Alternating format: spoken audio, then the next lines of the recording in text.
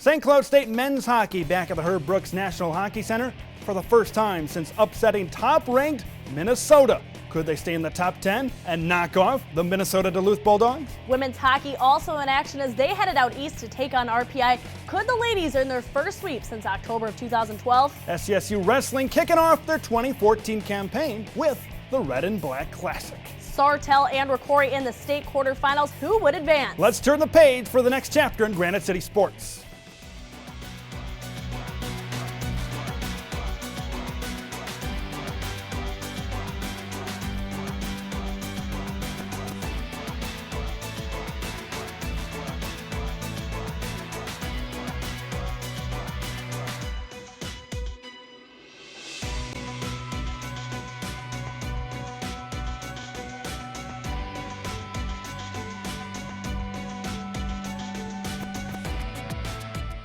Hello and welcome to Husky Mag. I'm Ted Leroux alongside Taylor Budge. Plenty of headlines to get to. Our first one that we're going to get to here today is on the men's hockey rink. Minnesota Duluth doesn't travel well to St. Cloud State. Yeah, that's right, Ted. Let's take a look at the last 10 meetings at the Brooks Center between these two schools. Duluth has not picked up a win since October of 2004 here at the Brooks Center. They're looking to change that. St. Cloud State taking on Minnesota Duluth at the Herb Brooks National Hockey Center. The fans were ready to go here after the split over Minnesota last week.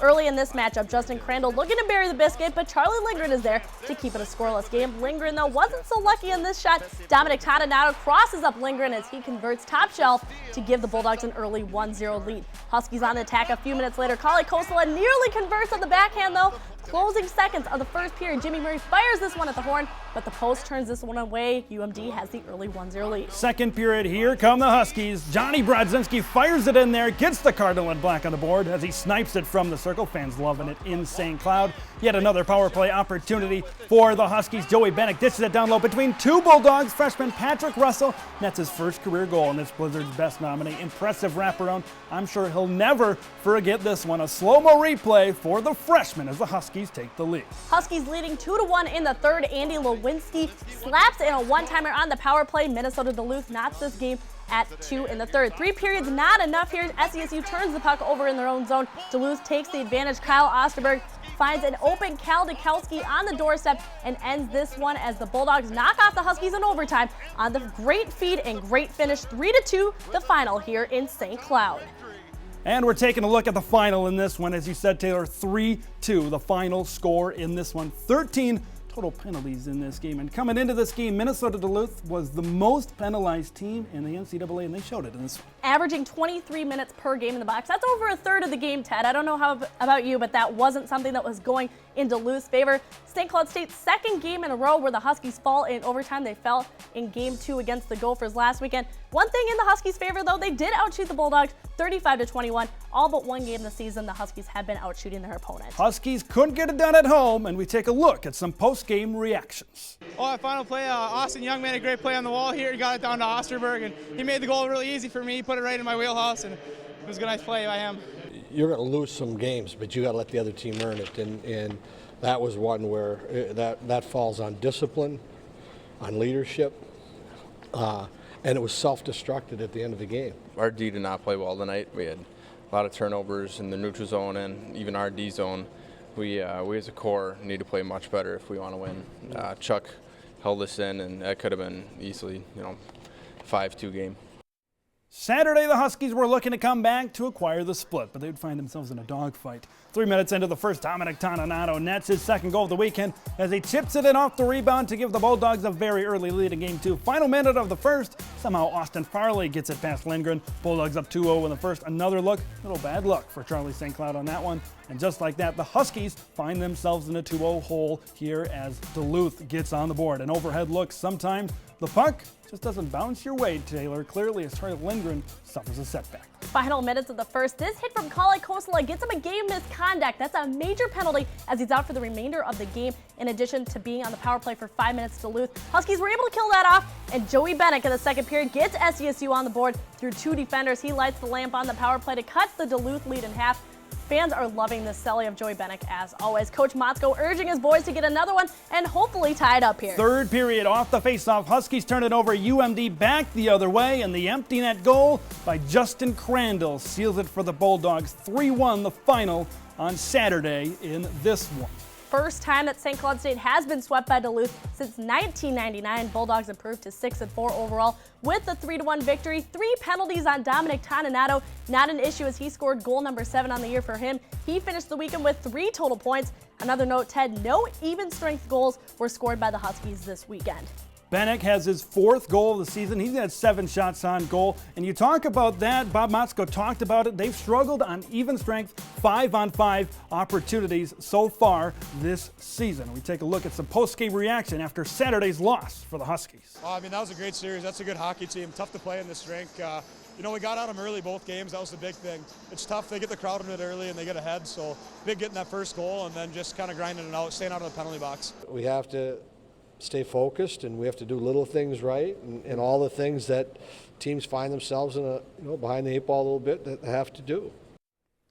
The Bulldogs earned 6 points from the weekend sweep over the Huskies. They continue to sit on top of the NCHC standings with 12 total points. Miami, Ohio only trailing 1 game behind. And even with the number 2 national ranking, North Dakota sits tied for 3rd based on their conference slate. They swept Colorado College back on October 17th and 18th. Now taking a look at St. Cloud State, they were projected to finish 3rd in the conference based on the preseason polls, but they currently sit at the bottom of the pack with 0 points along with Colorado College. But with 22 more conference games to go this season, a lot can change. And we saw that last season with Miami of Ohio, especially when it comes to playoff time. Now, after the sweep, the Huskies did drop 8 spots and sit 15th nationally with their 3-5-0 record. The Gophers remain number 1 in the country after sweeping Notre Dame. Their only loss on the year is against St. Cloud State back on Halloween. North Dakota sits at number 2 as well after sweeping Wisconsin. The Badgers, they're off to their worst start since 1932. And another week with 6 of the 8 NCHC teams in the top 20, also including Miami, Ohio, Denver, Minnesota Duluth, and Nebraska, Omaha, Michigan Tech.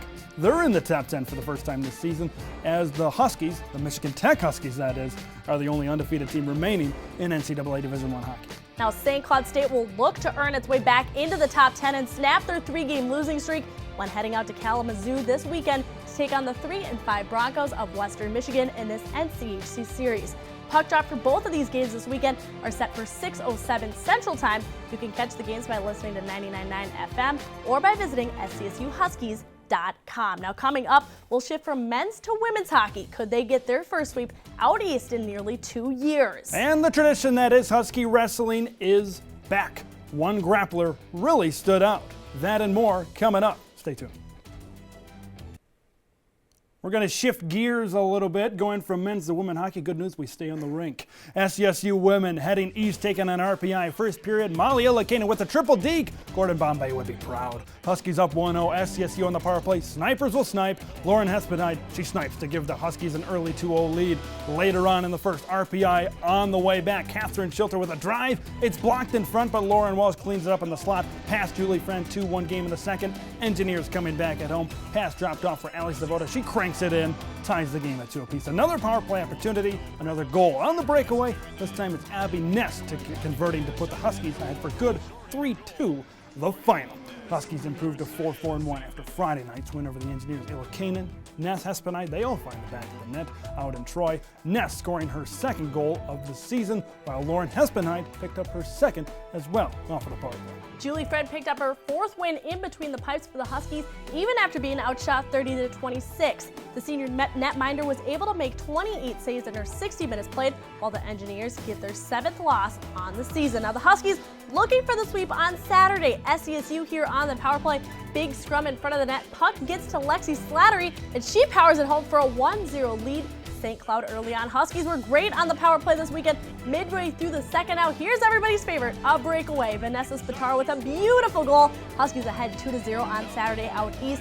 Offensive zone chance, and the Huskies' great stick work, eventually getting down low to Molly Ilikainen for the goal. Her 4th point on the weekend. Huskies take the sweep with Saturday's victory. Katie Fitzgerald earns her 1st win of the year with a shutout victory. St. Cloud State finding their offensive touch in this one, out shooting RPI 33-8. Quite a turnaround from Friday night's game. Molly Ilikainen leading SCSU with a goal and an assist for the 2nd night in a row. She continues to lead the Cardinal in Black this season with 11 total points. 33-8, pretty impressive. Coach Eric Rood continues to impress in many ways, earning his 5th win as the lead man for St. Cloud State. Huskies pick up their 1st weekend sweep since October 2012.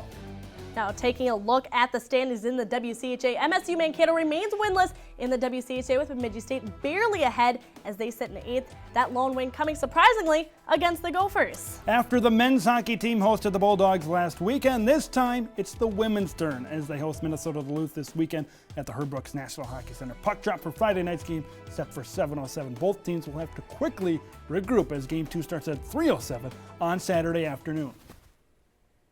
One of the traditional powerhouses on campus at St. Cloud State University is the wrestling squad, and they were back in action, the Red and Black Classic, where they kind of take on each other, but they did it in style as wrestling, all of them did well over at Hollenbeck Hall on campus, and one of the better ones was Clint Poster. He took home some accolades. We'll get to that in just a second. But all of the wrestlers, Austin Gorgon, Clayton Jennison, see Gorgon here, he was able to take home a victory over there against his teammates. And we head to the 2014 Cyclone Open.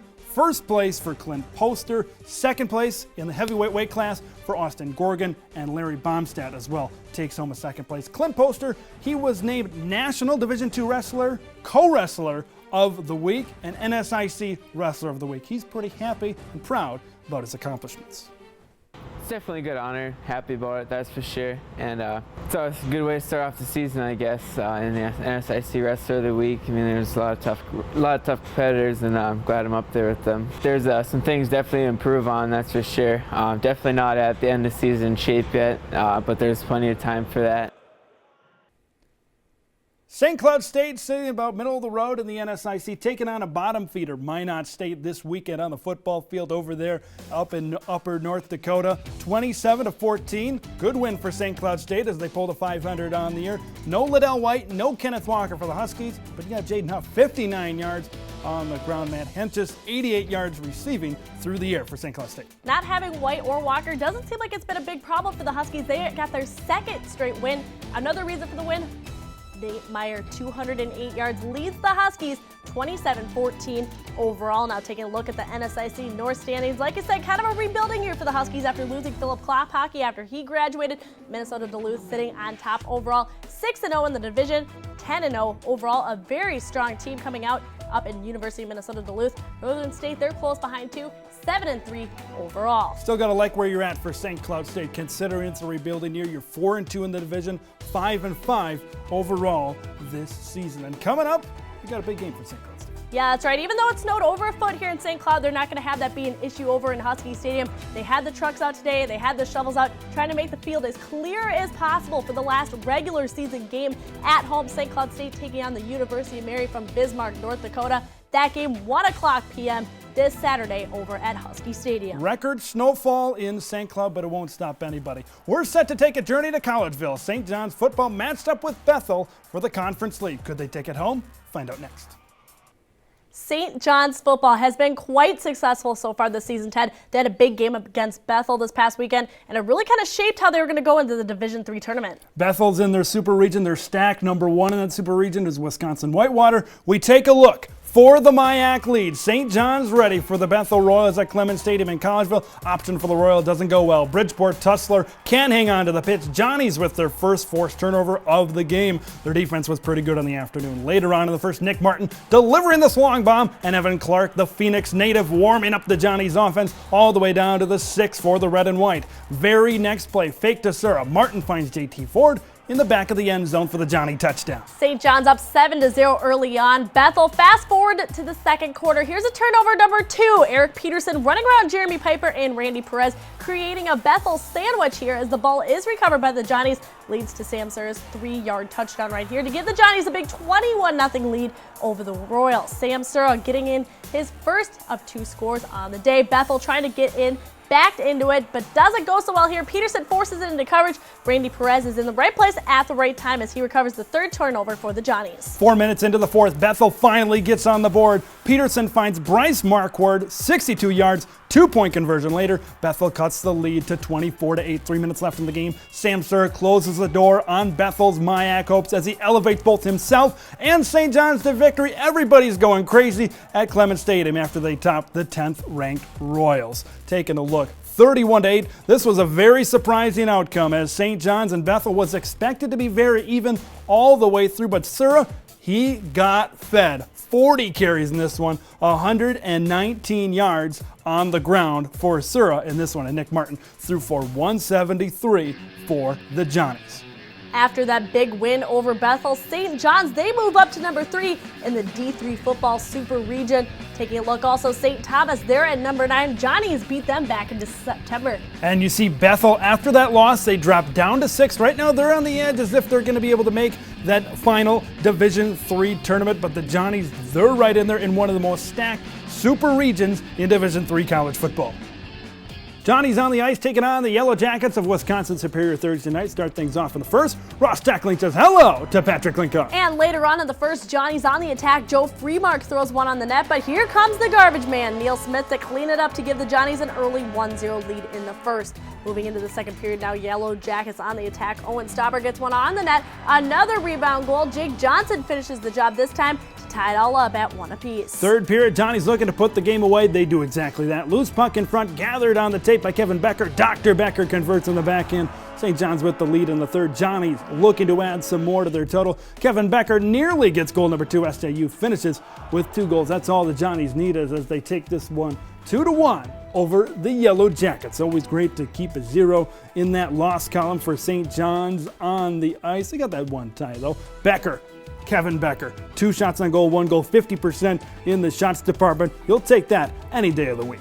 And St. John's taking on Wisconsin Eau Claire on Sunday. Johnnies and Blue Golds ready for an action-packed game at the National Hockey Center. First period underway. St. John's looking to set things up in the middle of the ice, but Jay Deo turns the Johnnies away. He had 30 total saves on the night. Still first period, Ross Anderson dangles and digs through the defense for a fantastic goal. Blizzard's best nominee. Blue Golds take an early 1-0 lead. Eau Claire once again on the attack, but Saxon Sully says no twine for you as he turns away the UW Eau Claire opportunity. And second period now, St. John's looking to get back on the board, but Jay Deo once again comes up big as he preserves the advantage. Dale couldn't be great all night though, turns it over in his own zone. Neil Smith converts off the mistake. Game all knotted at 1 midway through the second period. This one would end in a 3-3 tie as St. John's ties for the second time this year. Eau Claire, they've got a tie as well on this season. But St. John's pretty good so far as we take a look at those national rankings.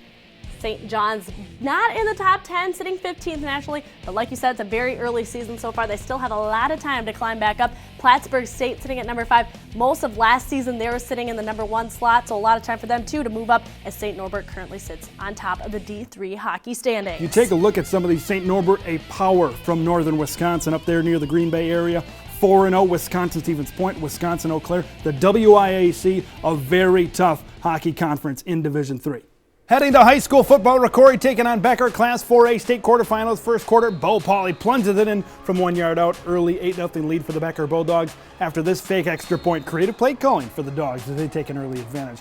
Rocori trying to get something going offensively. Not this time. Jake Bobby comes up with the pick to halt the Spartans' drive. That leads to another TD run for Bo Pauly, this time from 12 yards out. 16-0 lead for the Becker Bulldogs. Once again, a drive with a short TD run, this time from quarterback Michael Veldman. The 2-point conversion is a flat-out jump. Long drop back, Veldman finds a leaping Matt Konzimas for a miraculous catch. Becker goes up 24-0 at Husky Stadium. Rocori, in their attempt at offense, give it up once again. Matt Court fumbles here. Becker falls on it for their second turnover. This game did not go well for Rocori, to say the least. Last chance for the Spartans. Alex Buddy overthrows his intended target, and that seals the deal for Becker to move on to the state semifinals. As we take a look at this game, 10-1 overall record for Becker. They have been very good coming from the Granite Ridge. 7-5 for Rocori this season. And also taking a look, Becker, they didn't go for a field goal at all in this game or an extra point. It was all about the 2-point conversions as we saw. Becker advances now in the 4A bracket. They will be taking on Stewartville. As well, De La Salle is in there, a powerhouse from the Minneapolis area in Class 4A. De La Salle Academy of Holy Angels. They'll take on Hutchinson over there. And moving into Class 5A, Sartell in the state quarterfinals in Class 5A, taking on the Simley Spartans. First quarter, Michael Awabanda powers in from 1 yard out. Simley leads 7-0 after the first quarter. Second quarter, here comes the Sabres. Derek Stahusky gets a 1 yard touchdown of his own. Second half now, Simley up 14-7 and goes the Spartans offense. Michael Bush goes up top to Matt Amsbacher. 47-yard connection gives Simley a 21-7 lead. Back and forth we go. Sartell responds, as we saw just here. Husky 2 yards out, his second touchdown, but Simley pulls away once again. Jake Olmstead takes it in from 10 yards out to give the Spartans the commanding lead. Brandon Snowberger looking to come back again in the quarterback position, but this time the pressure is too much from the Simley D-line as they come up big here on this play. Snowberger and the Sabres in a hole here and even grows larger. Pick off by Zach Zelmer, and Zelmer weaves his way through the Sabres defense. Great return for the senior linebacker. That big play sets up this read option featuring Michael Bush as he pulls the ball 29 yards later. He's in the end zone, and Simley with that is in the state semifinals as Sartell falls to the Spartans in this one, 44-22. Kind of an upset here with Simley. Not many people were expecting it, especially with the powerhouse that Sartell has been. They had won 16 of their last 18 games coming into this.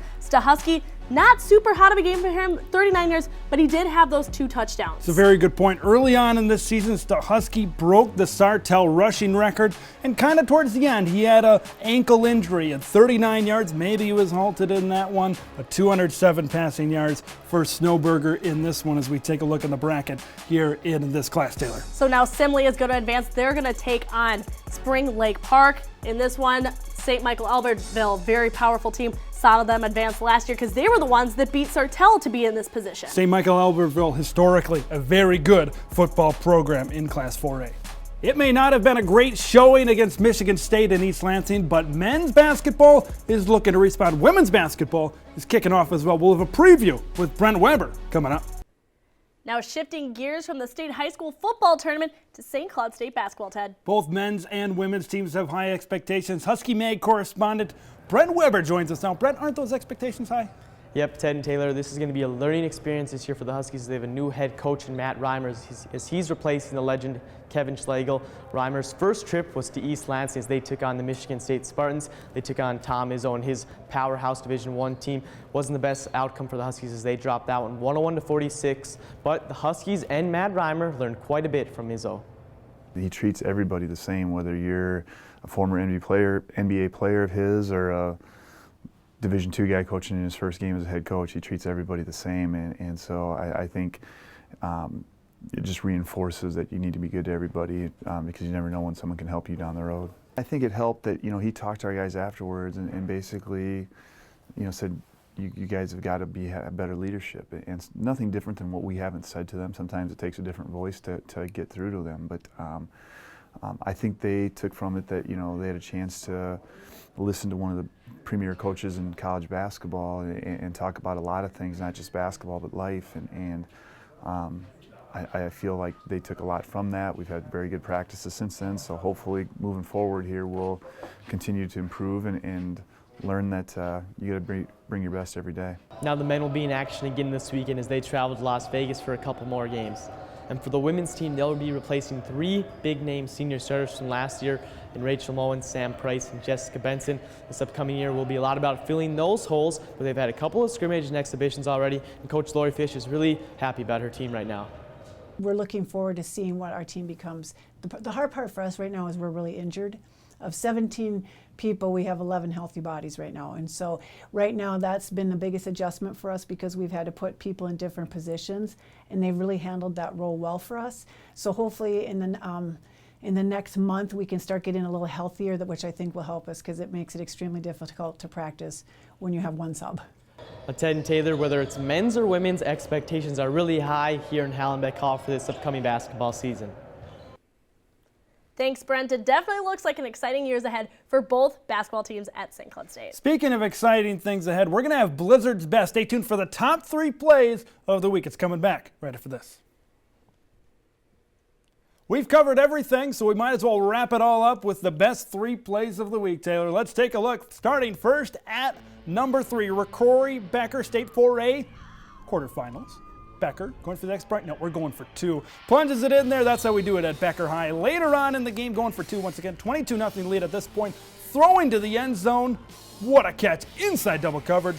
Becker 24-0. They advance to the state semifinals. And taking a look at number 2 over in the Brooks Center, looks like the Bulldogs have another goal here in the game. Charlie Lindgren, I don't think so. But look at Ben Storm coming out of nowhere. overhead cam here, sliding in on the left side of the goal, making sure that that puck isn't going in the back of the net. Unfortunately, St. Cloud State would fall in this one, though, 3-1 on Saturday night. Number one, and it's the number one memory for Patrick Russell here. He scores his first collegiate goal, the 5th ranked goal of the week according to the NCAA. Look at this pass from Benek, wraparound goal by Patrick Russell. That's impressive as the Huskies, though, they fall on Friday, and boy, you'll remember that one for a long time if you're Patrick Russell. I hope every Patrick Russell goal this season is as good as that one. That's going to be quite an amazing career for him in his freshman year here at St. Cloud State. Also coming up, football at home against the University of Mary. It's been an up and down season, but closing at home, let's hope they can close with a win. Like I said, we got the snow off the field now. Huskies are going to be ready to go to close out their regular season. No more snow maybe on the way, so we'll see. And the single-digit temperatures, so we'll see what kind of an atmosphere is going to be set for that one. That'll be it for us on Husky Mag. Join us next week.